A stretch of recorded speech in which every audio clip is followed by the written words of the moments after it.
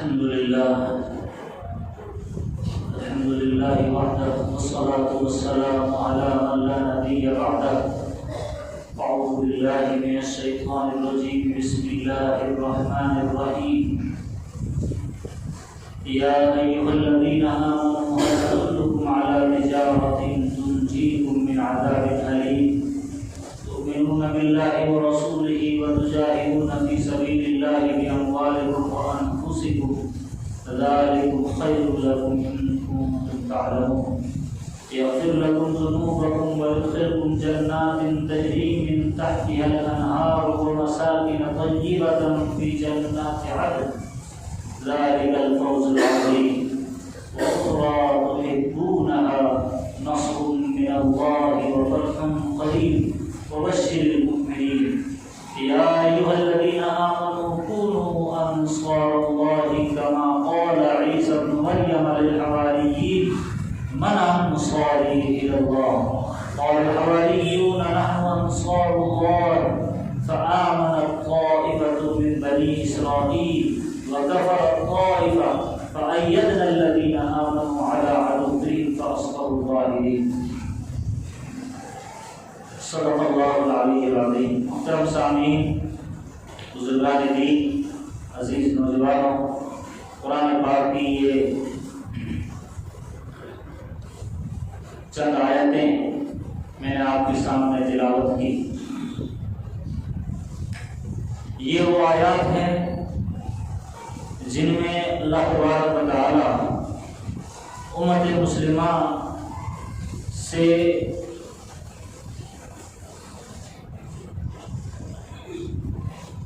کئی وعدے کر رہا ہے. نمبر 1، سب سے پہلا وعدہ ان آیات میں یہ کیا گیا کہ اے ایمان والو، تم جہنم کے عذاب سے بچنا چاہتے ہو، قبر کے عذاب سے بچنا چاہتے ہو، میدان محشر کی ذلت اور رسوائی سے بچنا چاہتے ہو، وہاں کی ہولناکی اور خوفناکی کے منظر میں، نفسا نفسی کے عالم میں سرفروغ ہونا چاہتے ہو، کامیاب ہونا چاہتے ہو، تو تمہیں یہ کام کرنے پڑیں گے. بڑی جامع آیت، بڑی پرمغز آیت، بڑی جامع تفصیل، ایک دم مفصل انداز میں، تفصیلی انداز میں اللہ تبارک و تعالیٰ نے موجودہ جو ہندوستان کی، پوری دنیا کی جو صورتحال ہے، ایسی صورتحال میں یہ آیتیں بڑی اپنے اندر جامع رہنمائی رکھتی. جتنا بولا جائے، ان آیات کی جتنی تشریح کی جائے، ان آیات پر جتنا تذکرہ کیا جائے، مذاکرہ کیا جائے، وہ کم ہے. قرآن کی ایک ایک آیت پر گھنٹوں نہیں بلکہ سینکڑوں گھنٹے بھی کم پڑتے، اتنی جامع آیت. اللہ تبارک و تعالیٰ نے پہلا ایک وعدہ یہ کیا کہ تم اگر ایمان لاتے ہو، اللہ کے رسول پر ایمان لاتے ہو، ان کا کہنا مانتے ہو، اور پھر تم اللہ کے راستے میں جد و جہد کرتے رہتے ہو، کوششیں کرتے رہتے ہو، اپنے جان کے ذریعے، اپنے مال کے ذریعے، ہر اعتبار سے، تو پھر اللہ تبارک و تعالی ایک پہلا انعام ان آیات کے اندر اللہ تبارک و تعالی نے بتایا کہ جہنم کے عذاب سے تمہیں چھٹکارا دے دے گا، قبر کے عذاب سے تمہیں چھٹکارا دے دے گا، وہاں کی ذلت اور رسوائی سے تمہیں نجات مل جائے گی. اور دوسرا وعدہ یغفر لکم ذنوبکم، تمہارے گناہ معاف کر دے گا، تمہاری غلطیوں کو اللہ مٹا دے گا.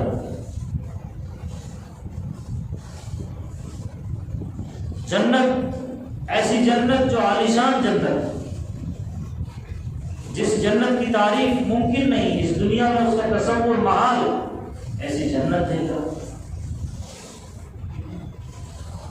اور پھر جنت میں عالیشان محل دے گا، بہترین ٹھکانہ دے گا، بہترین گھر دے گا، ومساکن طیبہ، اور آگے پھر فرمایا کیا یہ بڑی کامیابی نہیں ہے؟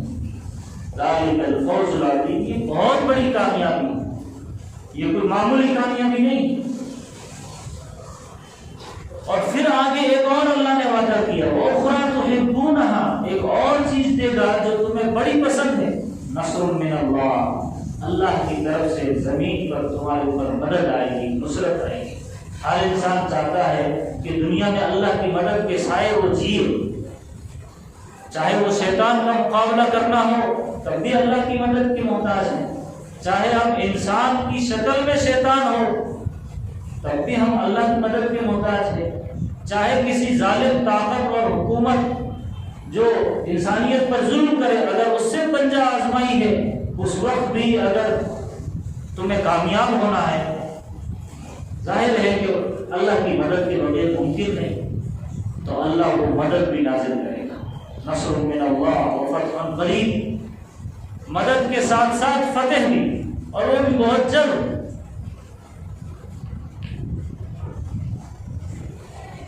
اور پھر آگے اللہ تبارک و تعالیٰ نے مثال دے کر کے سمجھایا، ایگزامپل کے طور پر، کہ دیکھو کیا میں نے حضرت عیسیٰ علیہ السلام کے حواریین کی مدد نہیں کی؟ جب وہ ایمان لے آئے، رسول پر ایمان لے آئے، اور پھر جدوجہد کرتے رہے، کوششیں کرتے رہے، تو پھر میں نے ان کی مدد کی، ویسے تمہاری بھی مدد کروں گا۔ اس وقت اس زمانے کا نبی صدا لگا رہا تھا کہ کون ہے من انصاری اللہ، کون ہے جو اللہ کے راستے میں اللہ کے دین کی مدد کرے، اللہ کا مددگار بننا کون چاہتا ہے، اللہ کے دین کی حمایت میں کھڑا کون ہونا چاہتا ہے۔ اس وقت بھی جو لوگ کھڑے ہو گئے یہ صدا لگاتے ہوئے کہ نحن انصار اللہ، ہم ہیں اللہ کے مدد، ہم ہیں اللہ کی مدد کرنے والے، ہمیں اللہ کی دین کی مدد کرنے والے۔ پھر اللہ نے ان کو سرفرو کیا۔ اب ان آیات کے اندر جہاں بہت ساری تفصیل گفتگو پچھلے جمعے کی ہوئی، اس سے پچھلے جمعے ہوئی، بڑی جامع آیت ہے، دل ہی نہیں مانتا یا دل نہیں کرتا کہ بس چند باتیں بتا کر اس ٹاپک کو ختم کر دیا جائے، اتنا جامع ٹاپک ہے۔ دنیا میں اللہ کی مدد، اور جو موجودہ صورتحال ہے اس زمانے میں، اس صورتحال میں اللہ کی مدد، جیسے محمد رسول اللہ صلی اللہ علیہ وسلم کے اصحاب کی مدد اللہ نے کی، جب اوس اور خزرج میں سے کچھ لوگ ان کے انصار بن گئے۔ پہلے اوس اور خزرج مدینہ میں لڑا کرتے تھے، لیکن نبی کے جھنڈے تلے آ گئے، اسلام کے سائے میں آ گئے، اور نبی اور اللہ کے لیے لڑنے لگ گئے، تو پھر اللہ نے ان انصاری کی مدد کی، ان انصاریوں کی مدد کی، ان مہاجرین کی بھی مدد کی۔ کتنی مثالیں ہمارے سامنے ہیں۔ تو اللہ یہ چاہتا ہے کہ اے مسلمانوں، آج کے موجودہ صورتحال میں تمہیں اگر اللہ کی مدد چاہیے تو تم نے یہ تقاضے پورے کرنے پڑیں گے، جو تقاضے ان آیات کے اندر اللہ مانگ رہا ہے، جن کا مطالبہ ہو رہا ہے۔ ان میں بہت سارے مطالبے ہیں جن پر میں بات کر چکا ہوں، اس میں سے ایک بڑا اہم مطالبہ ہے کہ اگر وہ مطالبہ تم اللہ کا پورا کر لو تو پھر اللہ کی مدد آئے گی، اور وہ ہے صورت اور حقیقت میں جو ٹکراؤ ہے۔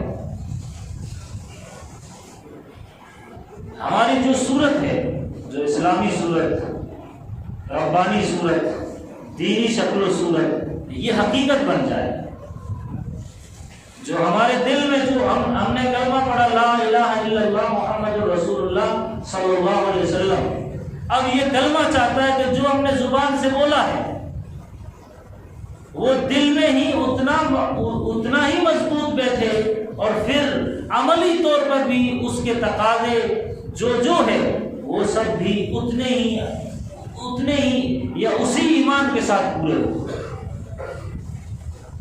یعنی جو ہم بول رہے ہیں ہمارا عمل ویسا ہو، ہم یہ مانتے ہیں کہ اللہ بڑی طاقت کا مالک ہے اور جو ایمان لاتا ہے اللہ ان کی مدد کرتا ہے، تو پھر مدد کیوں نہیں ہو رہی؟ پھر مسلمان کیوں ذلیل و رسوا ہے؟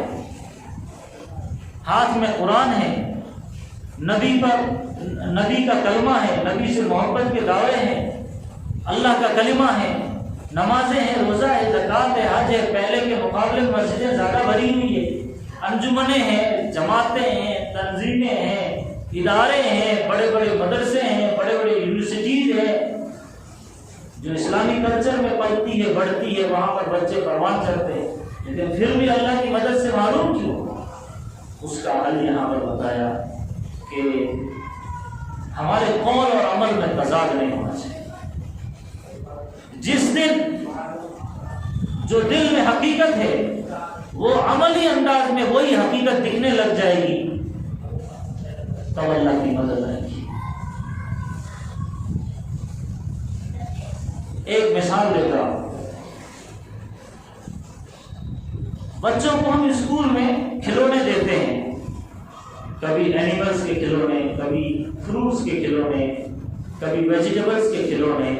آپ مجھے بتائیے کہ کیا وہ فیلنگ، وہ احساس، وہ دل میں شوق اور رغبت آتی ہے اس پکچر کو دیکھ کر جو پکچر بچوں کو بتائی جاتی ہے؟ شیر کی پکچر بتائی جاتی ہے، بچے کو خود کو بتائی، یہ امیج ہے، یہ صورت ہے، یہ حقیقت نہیں، تو ڈر نہیں لگتا، کوئی بھی اٹھا لیتا ہے، کھیلتا ہے، فٹ بال بناتا ہے۔ وہی شیر اصل حقیقت میں سامنے آ جائے تو کیا کوئی نزدیک کھڑا ہوگا؟ کوئی بچہ اسٹاف اور کیا پورا گاؤں بھاگ جائے گا۔ ایک پھل ہے اور اس کو بچے کھیلتے ہیں، وہی حقیقت کے ساتھ اگر سامنے آ جائے تو کیا حقیقت آنے کے بعد اس صورت کی کوئی ویلیو رہتی؟ کوئی اہمیت نہیں۔ یہی معاملہ ہے ہمارے اندر کے ایمان کا اور ظاہری صورت کا۔ ہم یہ مانتے ہیں کہ ایمان ایک حقیقت ہے، ہم یہ مانتے ہیں کہ اسلام ایک حقیقت ہے، ہم یہ مانتے ہیں کہ دین اور قرآن ایک حقیقت ہے، لیکن ہمارے دلوں میں ان کی وہ حقیقت اسی درجے کی نہیں رہی جس درجے کی ہونی چاہیے۔ وہ صرف صورت ہے، وہ صرف امیجنیشن ہے، ہم نے کلمہ پڑھا بس وہ ایک صورت ہے، حقیقت نہیں ہے۔ جس دن وہ حقیقت بن جائے گی پھر اللہ کی مدد آئے گی۔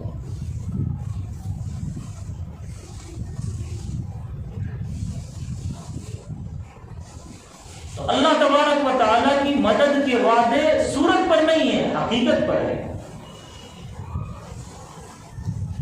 صحابہ کرام اور نبی کے دور میں جو لوگ ان کے مہاجرین اور انصار ساتھ میں تھے، ان کے دلوں میں جو حقیقت تھی وہی ظاہر میں بھی وہی حقیقت تھی۔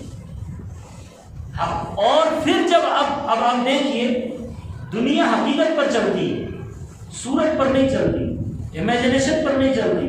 دیکھیے چوٹ لگنا ایک حقیقت ہے، مار لگنا ایک حقیقت ہے، زخم کھانا ایک حقیقت ہے، کفر کی طاقت ایک حقیقت ہے، سامنے والے کے پاس ٹینک اور فوج اور آرمی ایک حقیقت ہے۔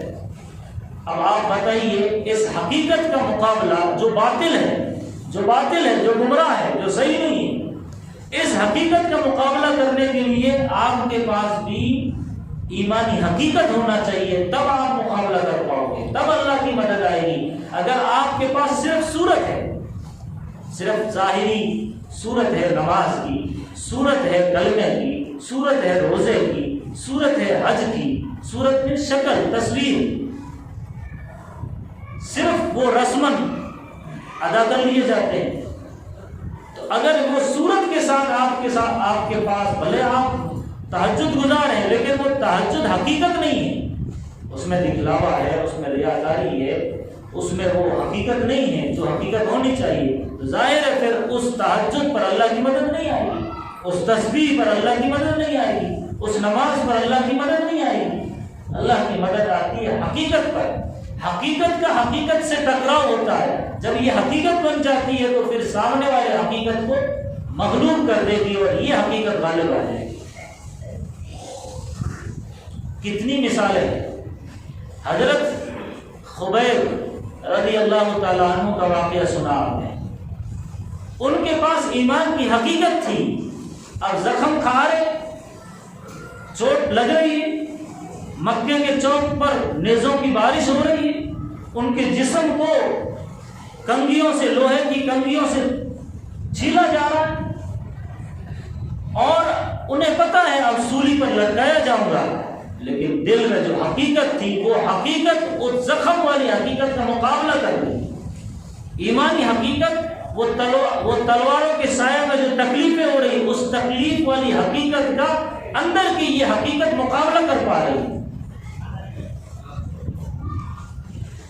اور جب ان کو پوچھا گیا کہ آپ کی جگہ پر آپ کے نبی ہوتے تو اسی زخمی حالت میں جہاں کھال ادھیڑی جا رہی، کہا میرے نبی کو مدینے میں بیٹھے کوئی کانٹا چبھ جائے میں یہ برداشت نہیں کر سکتا۔ یہ کیا بول رہا تھا؟ یہ حقیقت تھی۔ اب اس حقیقت کے سامنے نیزوں کی حقیقت مانا نہیں رکھتی، تلواروں کی حقیقت مانا نہیں رکھتی، کیونکہ خود کے پاس حقیقت حضرت خبیب کے پاس۔ اور مثالیں بہت ساری ملے گی۔ حضرت ابو سلمہ رضی اللہ تعالیٰ عنہ ایک صحابی ہے، ام سلمہ ان کی بیوی کا نام ہے، ہجرت کر رہے ہیں، ان کا ایک بچہ ہے جس کا نام ہے سلمہ۔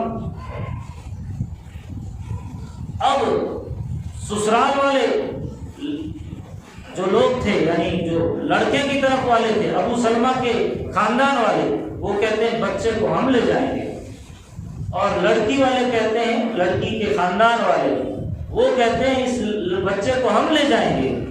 اسی کھینچا تانی میں ان کا ہاتھ اکھڑ گیا بچے کا۔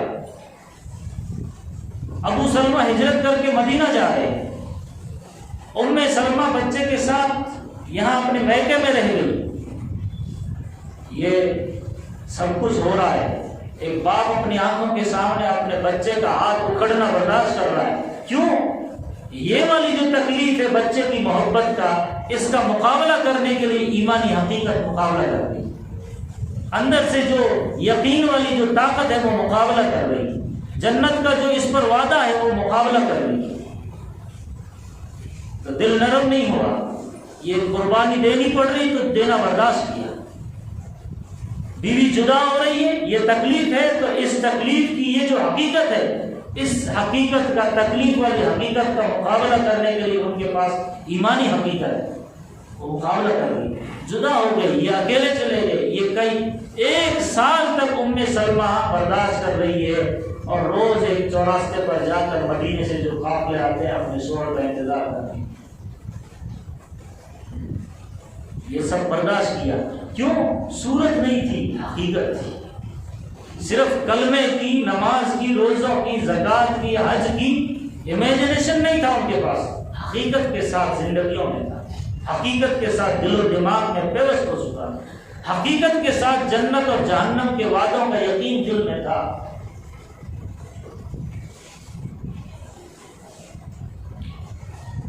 حضرت ابو طلحہ ایک صحابی ہیں، باغ کے اندر نماز پڑھ رہے، نماز پڑھتے پڑھتے دیکھا کہ ایک چڑیا ہے جو باغ میں داخل تو ہو گئی، اب بڑی پھڑپھڑا رہی ہے، کوئی راستہ نہیں ملتا باغ سے نکلنے کا، بڑی پریشان ہو رہی ہے۔ نماز پڑھتے پڑھتے ان کی نظر چلی گئی چڑیا کی طرف، رحم آ گیا اور نماز میں ادھر لاپرواہی ہو گئی، دھیان نہیں رہا نماز میں۔ بعد میں احساس ہوا کہ نماز پڑھتے پڑھتے میرا ادھر دھیان چلا گیا، کیوں؟ میں نے یہ جو باغ بنایا ہے کچھ ایسا بنایا کہ ایک جانور کو تکلیف ہو رہی، تو باغ کی یہ جو محبت تھی، یا یہ جو اس کے ذریعے سے جو نفع ہونے والا تھا، یہ جو حقیقت تھی جو سامنے دکھائی دے رہی کہ یہ نفع ہے، میرے لیے فائدہ ہے، لیکن نماز میں خلل آ گیا، فوراً نماز سے فارغ ہو گئے، اللہ کے نبی کے پاس گئے اور کہا پورا باغ میں دین اسلام کے لیے قربان کرتا ہوں، وقف کرتا ہوں۔ دینا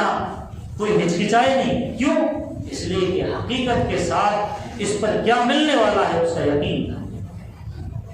کتنی ہی ایسی مثالیں ہیں ہمارے سامنے. اس لیے ان آیات کے اندر یہ سمجھایا گیا کہ ایمان، عمل صالح، یقین، استقامت، یہ جو ان آیات میں بتایا جا رہا ہے، جو مطلوب ہے، جس کے تقاضے ہو رہے ہیں، جب وہ کرو گے تو پھر اللہ کی مدد آئے گی. وہ تو ظاہر ہے ہم دیکھتے ہیں، کر رہے، نمازیں پڑھ رہے ہیں، کلمہ پڑھ رہے ہیں، روزہ رکھ رہے ہیں، سب کچھ کر رہے ہیں. اللہ ان آیات میں فرمایا حقیقت کے ساتھ کرو. اب تک ہم صورت کے ساتھ کر رہے ہیں، اس کی صورت ہے ایک کھیت کے اندر، کھیت کا مالی کسان کاشتکار ایک پتلا لگاتا ہے، اس پر جو ہے کرتا پہناتا ہے، اس کو پاجامہ پہناتا ہے، اس کو ٹوپی اور عمامہ پگڑی بھی باندھ دیتا ہے. یہ سوچ کر کے ایک انسان کو دیکھ کر کوئی گدھا، کوئی جانور، کوئی اینیمل، کوئی گائے، بھینس کھیت کو نقصان نہیں پہنچائے گا.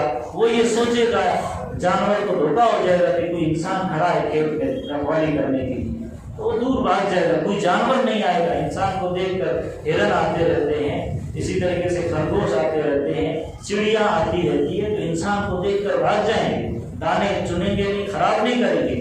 اس لیے کھیت کا مالی کسان لگاتا ہے.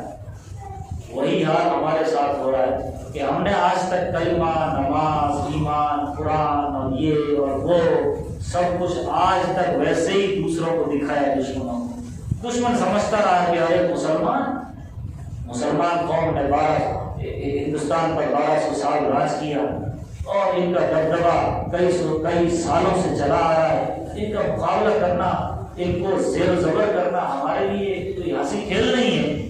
لیکن وہ جس دن ان کو یقین ہو گیا چند سال پہلے، 100 سال پہلے، 200 سال پہلے، 300 سال پہلے، ان کو یقین ہو گیا کہ اب سب کھوکھلے ہیں، اب کچھ نہیں، حقیقت ان کے پاس نہیں رہی.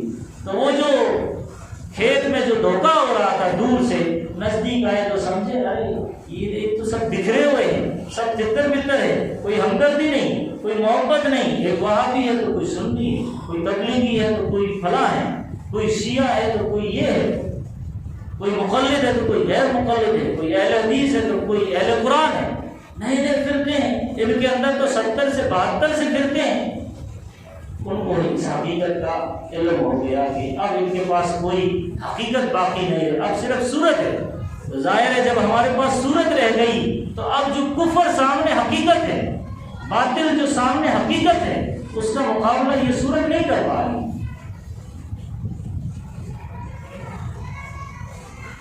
اس کا حل ان آیات کے اندر بتایا گیا کہ اے مسلمانوں، جب تک تمہارے پاس کلمہ حقیقت کے ساتھ تھا تو یہی کلمہ گردن کٹوانا گوارا تھا، لیکن گردن جھکانا اس حقیقت کے ساتھ گوارا نہیں تھا. مسلمانوں نے گردنیں کٹوا دی لیکن جھکائی نہیں. مسلمانوں نے جان کے نذرانے پیش کر دیے، لیکن مسلمانوں کی صفوں میں کوئی درار نہ آئے، اس کے لیے ایکتا کے لیے، محبت کے لیے، ایک صف میں ایک دھاگے میں پیرونے کے لیے لوگوں سے لڑے بھڑے، لیکن کوئی درار نہیں آنے دی. جب تک وہ کلمہ، وہ نمازیں، وہ دعائیں حقیقت کے ساتھ تھی تب تک ہوتا رہا. اس لیے ان آیات کے اندر اللہ تبارک و تعالی وہ اس چنگاری کو ہوا دے رہا ہے کہ تمہارے پاس وہ اب بھی موجود ہے، اب بھی جاگ سکتے ہو، اب بھی محنت کر سکتے ہو، اب بھی رجوع اللہ کر کے توبہ طائب ہو کے اللہ کی طرف آ سکتے ہو، اس حقیقت کے ساتھ پھر سے کھڑے ہو سکتے ہو. پھر اللہ مطالبہ کرے گا کہ من انصاری اللہ، کون ہے اللہ کی مدد کرنے کے لیے. پھر یہ لوگ کھڑے ہو جائیں گے، پھر ان کے پیروں میں لغزش نہیں آئے گی، پھر ان کے پیروں میں کوئی لرزہ نہیں آئے گا. پھر یہ کھڑے ہو جائیں گے، کب کبھی تاری نہیں ہوگی دشمن کو دیکھ کر، باطل اور ظالم طاقتوں کو دیکھ کر. یہ سمجھایا ہے.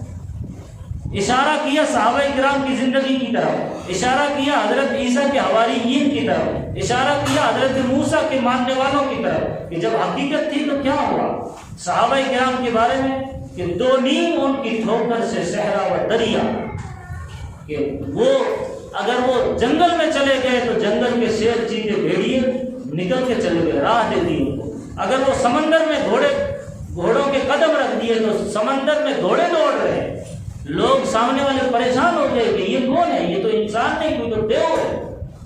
2 نیم ان کی ٹھوکر سے صحرا و دریا سمٹ کر پہاڑ ان کی ہیبت سے رائی، پہاڑ بھی جو ہے ایمان والے کی ہیبت سے رائی ہو جا رہا ہے، یعنی ذرہ ہو جا رہا ہے، سمٹ کر پہاڑ ان کی حالت سے رائی، دو عالم سے کرتی ہے بیگانہ دل کو، عجب چیز ہے لذت آشنائی۔ جب اس دل کا تعلق خدا کے ساتھ مضبوط ہو جاتا ہے تو پھر یہ دو عالم سے بیگانہ، دنیا و مافیا سے بیگانہ، کیوں محسوس کرتا ہے میرا رب میرے ساتھ ہے۔ جیسے ایک دوست اپنے دوست کو کہتا ہے کہ میرے دوست کو ہاتھ مت لگانا، اس کے لیے پہلے مجھ سے نمٹنا پڑے گا، پھر ہو بہو وہی مثال سے اللہ نے سمجھایا کہ یہ میرا بندہ ہے۔ شیطان کو کہا یہ میرا بندہ ہے، اب تیرا اس پر بس نہیں چلے گا۔ ظالموں سے کہا جا رہا ہے یہ میرا بندہ ہے، اس سے ٹکرائے گا تو ریزہ ریزہ ہو جائے گا۔ لیکن بدقسمتی سے سنی نہ مصر و فلسطین وہ ادا میں نے، سنی نہ مصر و فلسطین وہ ادا میں نے، دیا تھا جس نے پہاڑوں کو رعشۂ سیما، وہ سجدہ جس سے روح زمین کانپ جاتی تھی، اسی کو آج ترستے ہیں منبر و محراب۔